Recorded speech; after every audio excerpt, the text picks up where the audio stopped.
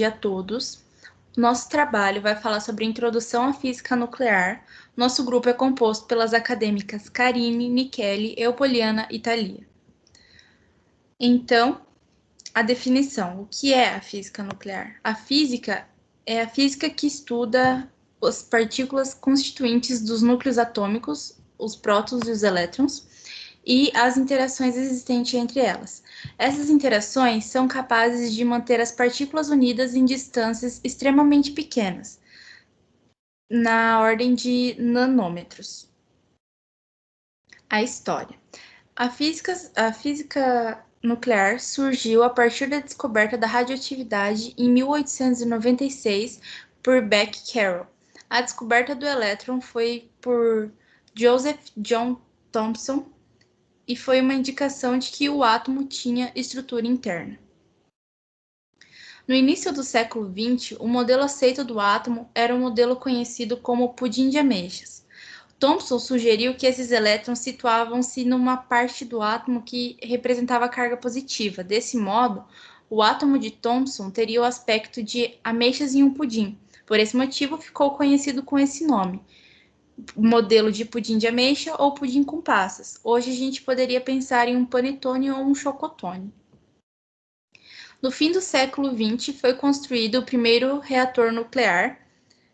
Ele foi construído na Universidade de Chicago em 1942 por uma equipe liderada pelo italiano Enrico Fermi e foi denominado de Chicago Pile 1. Eu acredito que seja esse o nome. Logo em seguida, a primeira atômica foi produzida e construída logo em seguida, a primeira bomba atômica foi construída.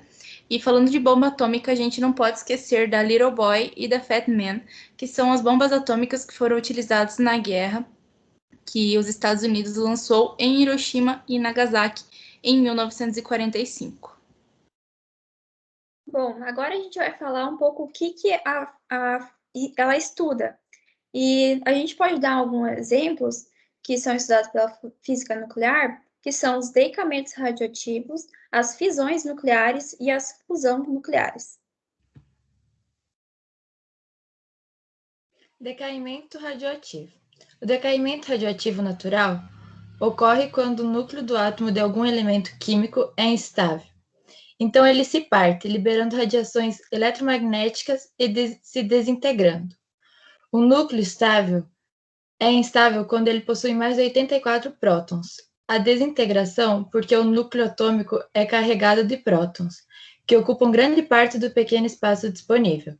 Como partículas e cargas iguais se repelem, a tendência dos prótons é tomar o maior espaço possível, o que causa um rompimento do núcleo. A força que une as partículas não é capaz de manter esse atrito. Bom, a fisão nuclear é um processo natural que consiste no decaimento de núcleos atômicos instáveis em núcleos atômicos menores por meio de captura de nêutrons lentos. Nesse processo, uma grande quantidade de energia é liberada em forma de radiação em virtude da diferença de massa entre o núcleo original e a soma das massas dos núcleos resultantes do decaimento radioativo. A vasta quantidade de energia liberada durante o processo de fisão nuclear pode ser usada para a geração de energia nas usinas nucleares. A maior parte dessa energia aquece a água, que ao liberar o vapor da água, é possível mover grandes geradores que operam segundo o princípio de indução eletromagnética.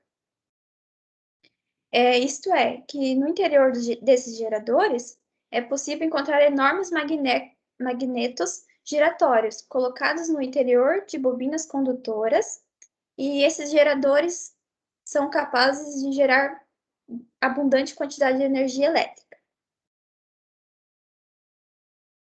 A fusão nuclear é a união de pequenos núcleos atômicos que formam um núcleo maior e mais estável. Essa é a fonte de energia e vida das estrelas, que um exemplo que a gente pode usar é o Sol, que no seu núcleo ocorre reação de fusão de hidrogênio originando núcleos de hélio. A fusão mais fácil com núcleos pequenos porque uma vez que é necessário haver uma colisão e a junção de dois núcleos, a repulsão das cargas positivas desse núcleo será menor. Esse tipo de reação é a fonte de energia das estrelas, e como o Sol. E ele é composto de 73% de hidrogênio, 26% de hélio e 1% dos outros elementos. A quantidade de energia liberada nessas reações é milhões de vezes maior que a energia de uma reação química comum, e é 2 milhões de vezes maior que a energia liberada pela fisão nuclear.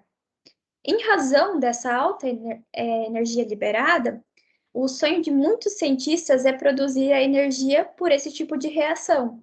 No entanto, ainda isso não é possível porque ocorre a temperaturas muito altas, que como ocorre no Sol. E não é possível trabalhar ainda com maneiras controladas com os materiais a milhares de graus Celsius. Mas como os cientistas não desistem, criaram um reator que é chamado de TOMAC. Esse tipo de reator consegue suportar grandes temperaturas, mantendo um plasma longe das paredes durante um tempo e usando técnicas de confinamento magnético. Física nuclear na saúde. Nos últimos anos, a física nuclear tem possibilitado, por meio da medicina nuclear, o surgimento de tecnologias de grande impacto à saúde humana. Um crescente número de exames de imagem tem sido realizado com o uso de diferentes tipos de radiação e partículas, como tomografias computarizadas, ressonâncias magnéticas nucleares, entre outras. Esses exames fornecem imagens ricamente detalhadas de órgãos e estruturas delicadas, sem que haja necessidade de intervenções cirúrgicas e com segurança relativamente alta aos pacientes. Física nuclear e a indústria. Tem grande importância a física nuclear na determinação da composição de materiais semicondutores. Esses materiais vão de chips de celulares e computadores até as simples conexões elétricas. Para que eles funcionem corretamente, é de grande importância que a sua pureza seja garantida. Uma das técnicas de caracterização desses elementos químicos é a PICH. A PICH é a emissão de raios-x induzidas por partículas. Essa técnica mede a emissão do raio-x de amostras bombardeadas por prótons durante a colisão do feixe de prótons com os núcleos atômicos. Também mede a emissão de ondas eletromagnéticas para determinar características como a massa atômica e a carga elétrica de algum material. Outro fato curioso é que a PICH também é usada para determinar a originalidade de alguma peça em um museu.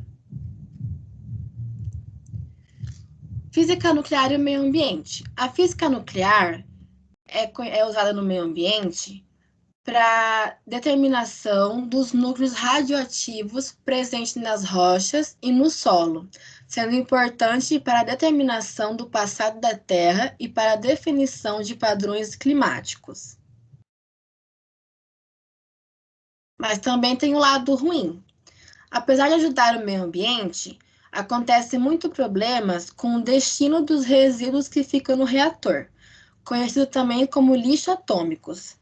O reator é o local onde ocorre a queima do urânio para a fissão do átomo. E por conta elevada da quantidade de radiação, esse lixo atômico tem que ser armazenado em recipientes metálicos, como na foto acima, e protegidos por caixas de concreto. Logo, devem ser jogados ao mar. Os acidentes são devidos à liberação do material radioativo de dentro do reator, ocasionando a contaminação do meio ambiente, provocando doenças como câncer e também a morte de animais, vegetais e seres humanos. A contaminação não acontece só na cidade que tem a usina nuclear, mas também acontece em cidades que estão a 100 quilômetros próximos da usina. Agradecemos a atenção de vocês.